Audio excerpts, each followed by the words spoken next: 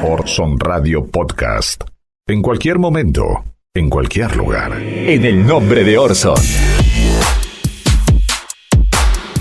En los últimos días, a pesar del silencio de algunos medios de comunicación, el gobierno de la ciudad de Buenos Aires se vio involucrado en un hecho de sobreprecios respecto a unos barbijos, ¿no? Barbijos que costaron al gobierno de la ciudad 3.000 pesos. En los últimos días se conocieron más detalles, por ejemplo, que Larreta le compró los barbijos a un socio de su hermana, ¿no? Ignacio Sáenz Valiente comparte inversiones con Héctor Mañeto y con la familia del jefe de gobierno. Por las sugestivas contrataciones directas ya renunciaron 2 funcionarios, el subsecretario de Administración del Sistema de Salud y el presidente del ente de turismo del gobierno de la ciudad de Buenos Aires.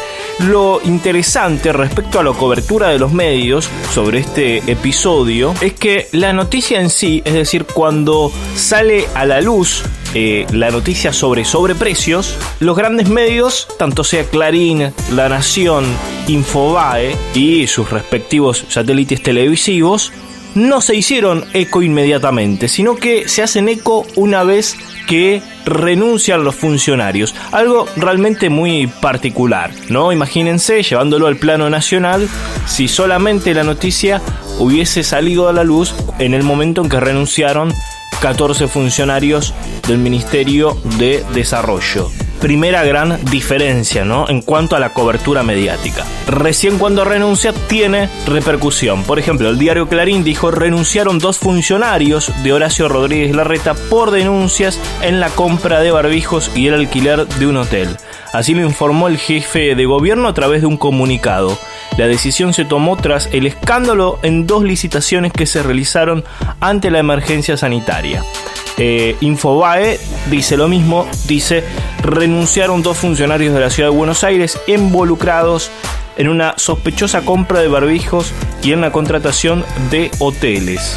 Ambas operaciones habían sido denunciados públicamente por presuntas irregularidades y conflictos de interés entre integrantes de la administración porteña y los dueños de las empresas que participaron de las transacciones. Bueno, habían sido denunciados públicamente, como dice Infobae, sin embargo ellos no lo habían reflejado en su momento, ¿no? Primera gran diferencia con el caso a nivel nacional. Vamos a ver una comparativa entre Clarín cuando informa la renuncia de funcionarios del gobierno de la ciudad de Buenos Aires y también Clarín cuando informa la renuncia de funcionarios a nivel nacional. En el caso de la ciudad dice lo siguiente, ¿no? Coronavirus en Argentina.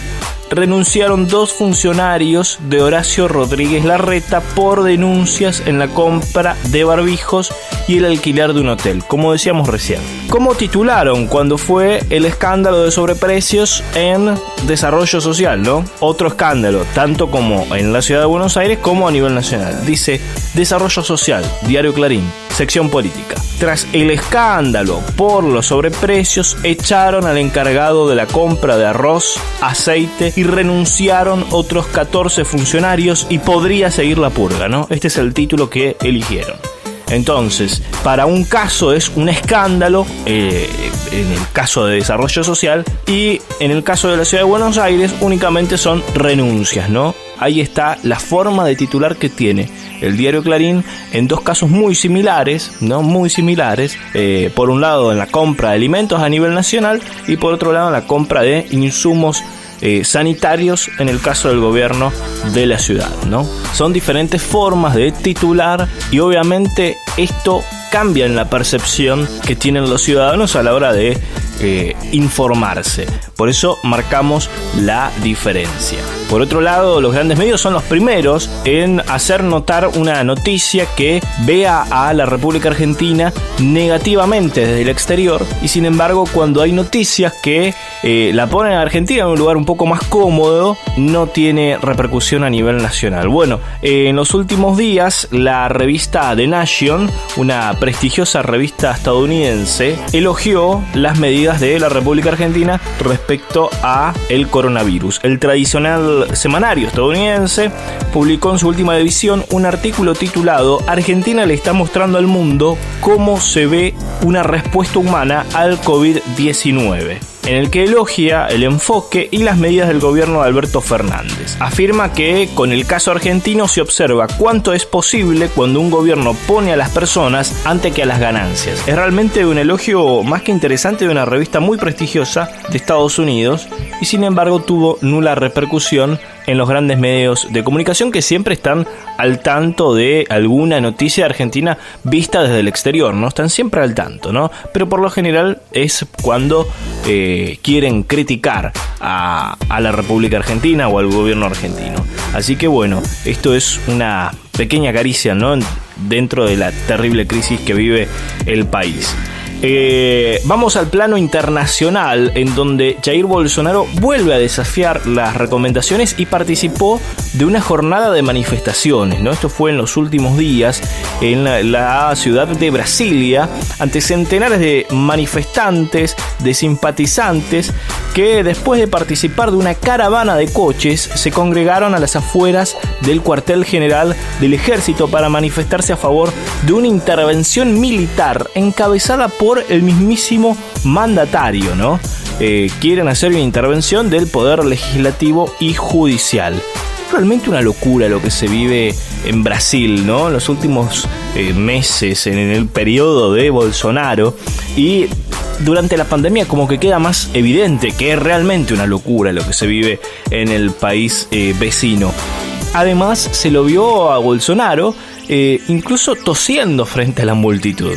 Una situación realmente muy loca. Vamos a escuchar qué es lo que decía Jair Bolsonaro. Eu estou aqui porque acredito em vocês.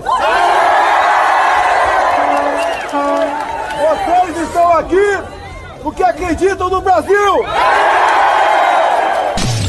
Ahí estaba Jair Bolsonaro dando la nota nuevamente respecto a los pocos cuidados que tiene en referencia al COVID-19. Pasamos a otro de los temas de la semana, tiene que ver con el impuesto a las grandes fortunas. Muy discutido en los medios de comunicación, poco discutido entre los que realmente saben en materia impositiva.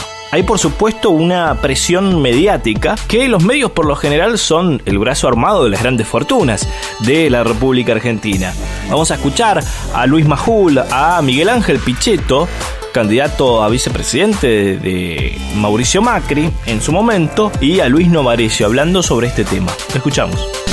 No ayuda, al contrario, instala una visión clasista. La verdad no sé cuál va a ser la recaudación, ¿no? Yo le diría a Máximo Kirchner, a Carlos Heller, a Vallejo y a Cristina, que está detrás de esto, que agitan el proyecto del impuesto patria, que no subestimen la paciencia y la tolerancia de la sociedad, que no la subestimen. Porque un día, millones de ciudadanos se pueden hartar. Cuidado que, en este contexto, para mí, una rebelión fiscal podría ser considerada, en este contexto, como el principio de algo más grave y más profundo. Una especie de remake del que se vayan todos de diciembre del 2001, pero todavía peor con el contexto de una pandemia. Impuesto a la riqueza, a la fortuna, me gustaría conocer su opinión. Bueno, es un disparate más propio de la demagogia. No existe en ningún lugar del mundo, pero ni en los lugares más socialistas. Más adelante tendremos más voces, ¿no?, del establishment tratando de tirar por la borda este proyecto para aumentar los impuestos sobre las grandes fortunas. Vamos a escuchar ahora otras posiciones que tienen que ver con la otra cara de esta moneda. Por un lado, Felipe Piña, el historiador argentino, que habla acerca del impuesto, de cómo funciona en el resto del mundo, y también un pequeño resumen del programa Minuto 1 de C5N. Grandes fortunas, porque los que se oponen te van a tratar de confundir diciendo es a la clase media. Mentira. La recaudación estimada es de 3.000 millones de dólares.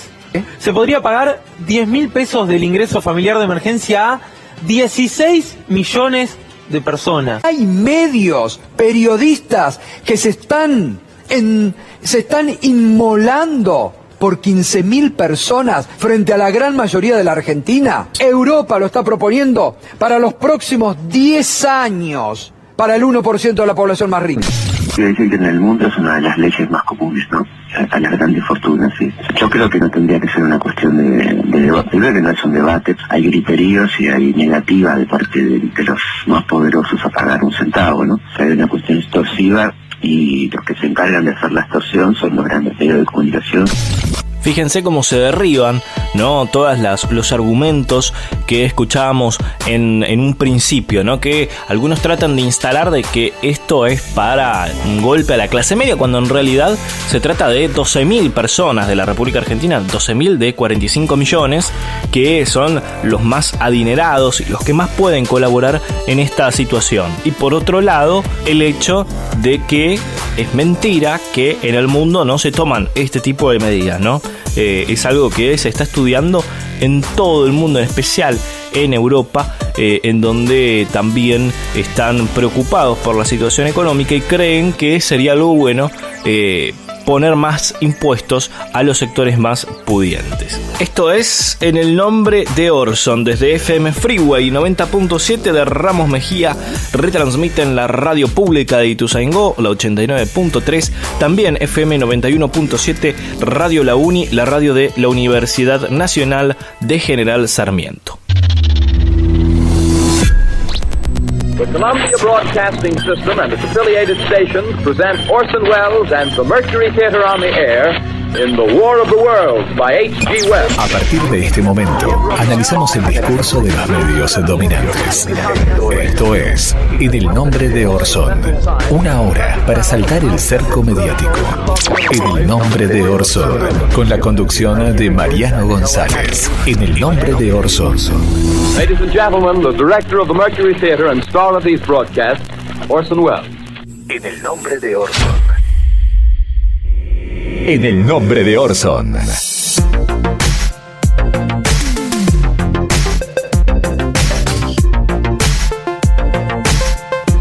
Primer resumen de la semana, resumen televisivo, en este caso Eduardo Feynman, que está hablando con Jonathan Viale y sorprenden realmente hablando de las bondades de un Estado interventor. Realmente un Feynman que hasta el momento desconocíamos. Lo clave que es el rol del Estado hoy. Por ahí no nos estamos dando cuenta. Yo no soy muy afecto al Estado elefantiásico y que se mete en todo y que se te mete por la mirilla de tu casa. Pero indudablemente en toda guerra, en toda situación tan dramática como esta, indudablemente el Estado tiene que estar fuerte y presente todo el tiempo, ¿no? Presente, poderoso, que acompañe y que acompañe a todos los sectores, absolutamente a todos, al más bajo, al medianito, al mediano, a todos los sectores. Acá no hay cuestiones ideológicas que valgan, porque acá el mercado no te salva. Único enemigo es el virus. Por eso, el único enemigo hoy por hoy es el virus. En una situación de pandemia, en una situación crítica, no hay mercado, no hay farmacia. No hay nada, está todo destruido. No existe. Otra de Eduardo Feynman, en este caso también con Jonathan Viale y con Cristian Ritondo, ¿no? Que trataba de decir que el gobierno, el espacio de Cambiemos, había gobernado mejor la República Argentina de lo que puede hacerlo Alberto Fernández, ¿no? A pesar de que van apenas algunos meses y encima con una pandemia en el medio. Bueno, Eduardo Feynman le respondió. Acá el único enemigo hoy en la República Argentina se llama coronavirus.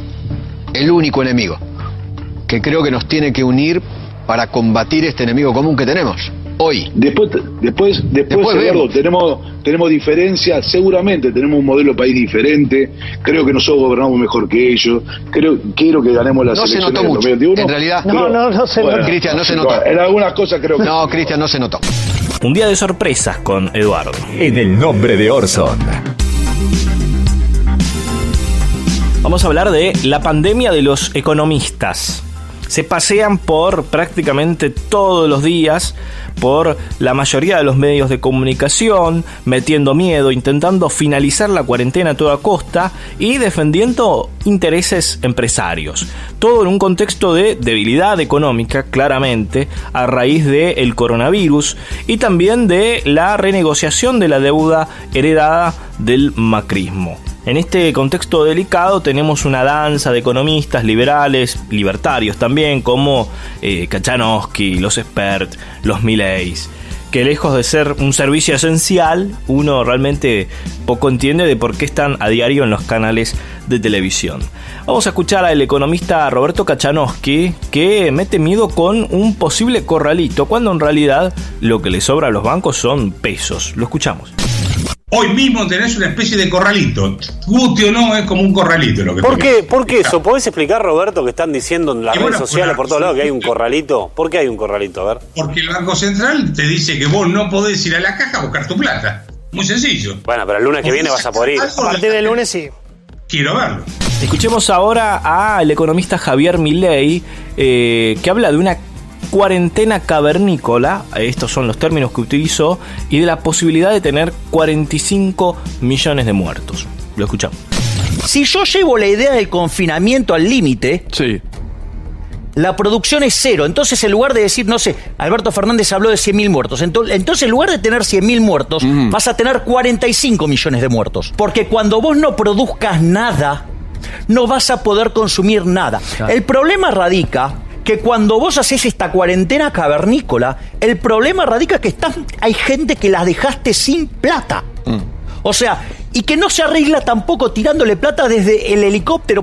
Por último, José Luis Espert, ex candidato a presidente, habló sobre la necesidad de recortar salarios de estatales, ¿no? Él exceptuó policías y médicos, pero me imagino que quiere recortar el resto, es decir, docentes, empleados de PAMI, ANSES, ministerios, municipales.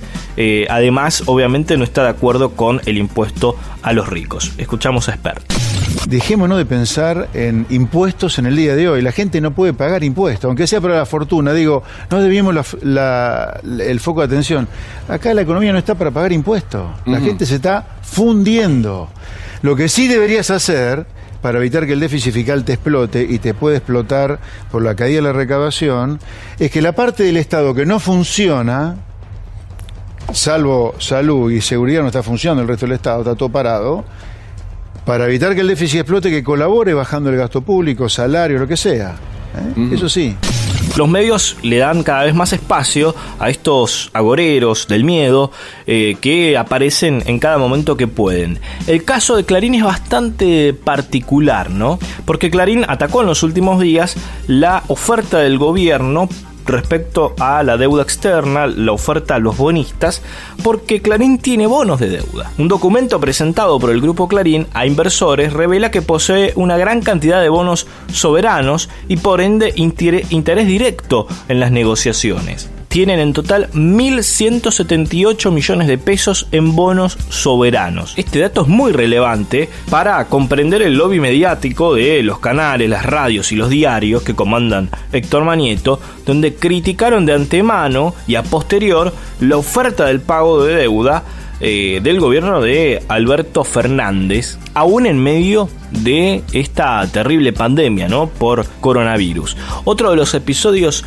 interesantes que se vivió en los últimos días respecto a la oferta que hace el gobierno a los bonistas la da un fondo buitre, ¿no?, que tuvo una teleconferencia con el ministro de Economía, Martín Guzmán. El mexicano Gerardo Rodríguez, director ejecutivo de Mercados Emergentes en BlackRock, que es uno de los fondos que tiene bonos argentinos, le dijo lo siguiente por videoconferencia al ministro de Economía: yo no sé si ustedes tienen claro con quiénes se están metiendo. Nosotros tenemos espalda y podemos sentarnos a esperar a negociar con otro gobierno que entienda a los mercados como los entendía el gobierno anterior, por ejemplo. Eso le dijo en tono claramente amenazante y metiendo presión uno de los bonistas al ministro de Economía. Acá están, ¿no?, puestos sobre la mesa cada uno de los intereses que hay en danza en medio de una terrible pandemia que está destrozando las economías del mundo. Fíjense quiénes son las aves de Garronia que vienen a comer migajas en medio de una pandemia. En el nombre de Orson.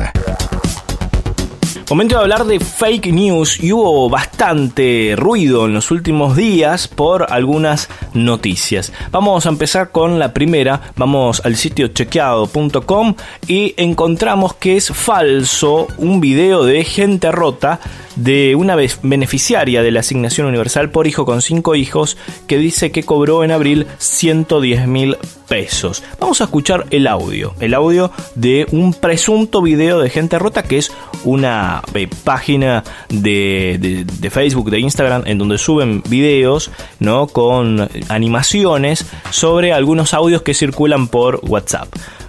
Bueno, la gente de Gente Rota salió a decir que es falso que ese video le pertenezca a ellos. Ellos dicen que obviamente las imágenes son de ellos, la animación es de ellos, pero el audio que agregaron es apócrifo, sino que el video tiene un tiempo muy anterior, ¿no? Es del año pasado, y le agregaron un audio que no pertenece a ellos. Vamos a escuchar qué es lo que dice el audio, que además circuló como audio de WhatsApp en los últimos días. Y ahí es cuando te estás equivocando, porque yo cobré 2.300 de escolaridad, tengo 5 hijos, ahí saca la cuenta que son 15. Cobré 15.000 de asignación un mes, más 15.000 de escolaridad, más 15.000 porque volvieron a poner la asignación, ahí tenés 30, 45. Más 10.000 del bono son 55. Más 12.000 de tarjeta son 55, 67. Bueno, y a eso le pones que la Antonella vive conmigo, cobró un bono de 10.000, 77. Más ella cobró 5.000 de la asignación, son 77, 82. Más que cobró también la tarjeta, que cobró 8.000 pesos tarjeta, son 72. Qué sé yo, pero más o menos saca la cuenta que son 100.000, no son 41. Ahí te estás equivocando. Y José salió ahora para cobrar los 10.000, ahí tenés 110.000 pesos habré sacado. Este mes sacaría fácil 110.000 pesos. Así que ¿qué no voy a comer asado? El video de la página humorística que circula por las redes sociales fue editado y el audio original no corresponde a una beneficiaria de la asignación con 5 hijos. Gabriel Lucero, creador de Gente Rota, desmintió en su cuenta oficial de Twitter que el audio que acompaña al video sea el original, ¿no?, como decíamos recién. Además, una beneficiaria de la Asignación Universal por Hijo no cobró en abril 110.000 pesos, sino que recibió el monto de 28.412, ¿no? En el caso de que tengas 5 hijos, ¿no?, que como sabemos es el menor porcentaje de personas. La gran mayoría, el 80% del universo de gente que cobra Asignación Universal por Hijo tiene entre 1 y 2 hijos, es decir, está muy lejos esa cifra de lo que cobraron la mayoría. Otra información que tiene que ver con las falsas noticias dice que más del 40% de los argentinos vio mucha desinformación en aplicaciones de mensajería o redes sociales.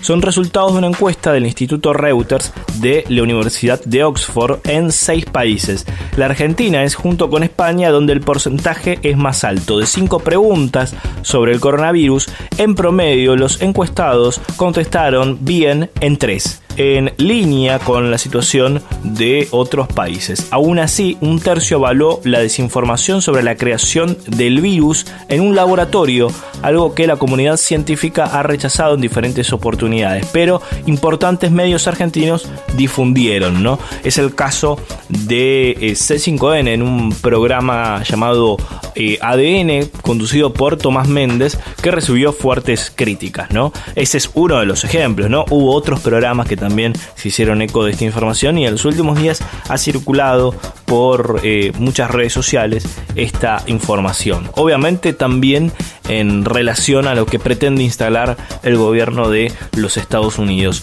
Otra desinformación que circuló tiene que ver con el hospital italiano. Es falso que el 40% del hospital italiano esté contagiado de coronavirus. El establecimiento sanitario informó que tiene 19 casos positivos, pero esto no representa el 40% de su personal. La institución comunicó que cuenta con más de 10.000 empleados, por lo que los contagios representan menos del 0.19% de sus trabajadores. El error surge por una mala interpretación de la declaración que dio el delegado del hospital italiano, César Latorre.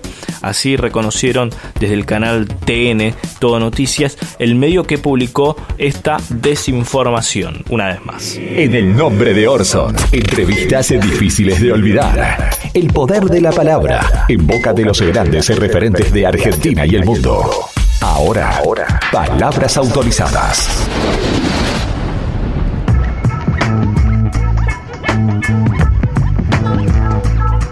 Momento de palabras autorizadas, y en el día de hoy se sienta en nuestro sillón Javier Bardem, actor, guionista, escritor español, que nos cuenta o hace un análisis de cómo imagina él que será el mundo después de la cuarentena, ¿no? En términos, teorías económicas, cómo la gente va a percibir a determinados sectores económicos después de la cuarentena. No creo que los grandes empresarios de este país hayan ido en el transporte público a los puestos de trabajo, lo cual demuestra que los que son verdaderamente esenciales, los que crean la riqueza, los que mantienen todo en marcha, son los trabajadores de los sectores más básicos, los trabajadores que en nuestro país están más precarizados, peor pagados, en unas condiciones laborales, digamos, más inestables o más precarias, son los que mantienen el país verdaderamente en marcha.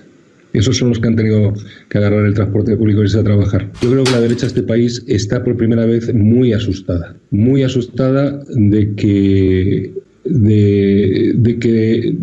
cuando todo esto se acabe haya una reestructuración del pensamiento social en este país, haya un aprendizaje, la gente ponga en valor lo que ha sido verdaderamente vital, lo que nos ha salvado, lo que nos va a salvar, que es lo público, que es lo que nos cohesiona, que es el pegamento que nos une como sociedad, que es la sanidad pública, la ciencia, la investigación, la cultura, la educación.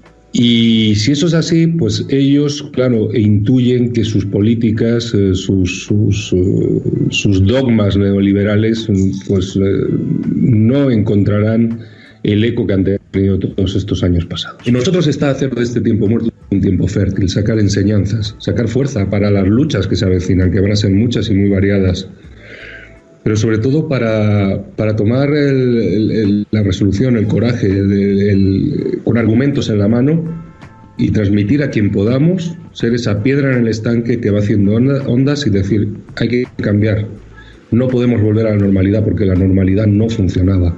Necesitamos otro modelo social, otro modelo político, algo que mire más hacia lo común, hacia lo que nos une, no hacia ahondar las diferencias, no hacia el individualismo exacerbado. En el nombre de Orson.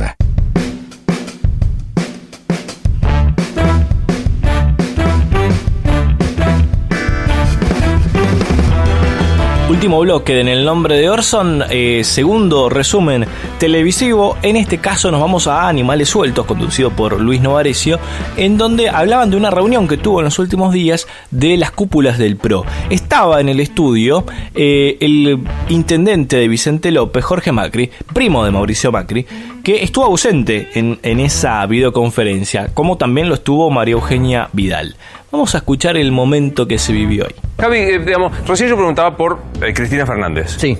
La actitud de Mauricio Macri, que tuiteó un par de cosas, nada más. Sí, y hizo creo que el día domingo, creo que ayer hizo una reunión vía call conference. Sí. Con gente del PRO, con las autoridades del PRO. Que no estuvo Vidal ahí, ¿no? No estuvo Vidal. Se sentía mal, Vidal. Yo tampoco. Jorge Macri tampoco. Estaba ¿Te sentías mal vos también? ¿No te llamaron? Tenía trabajo. Quedó más que claro, ¿no? Las diferencias internas del espacio de el PRO, del espacio de Juntos por el Cambio. Amigas y amigos, hasta acá en el nombre de Orson, programa enteramente dedicado a Luis Torre, ¿no?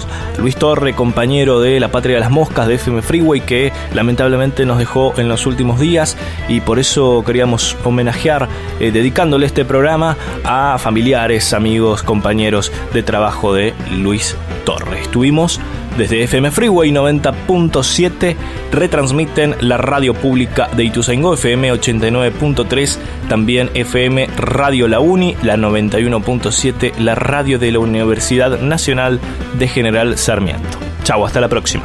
Esto que acabas de ver es una visión, una opinión, nuestra interpretación de la realidad. Es nuestra verdad, pero no es la única. Hay diferentes miradas sobre los hechos. Nosotros elegimos qué contarte y cómo. Seleccionamos imágenes y testimonios, como lo hacen los medios, que de un hecho construyen la noticia. Los medios de comunicación eligen qué contarte y son responsables de lo que dicen, como nosotros somos los responsables de lo que dijimos en este programa. Orson Radio Podcast. En cualquier momento, en cualquier lugar.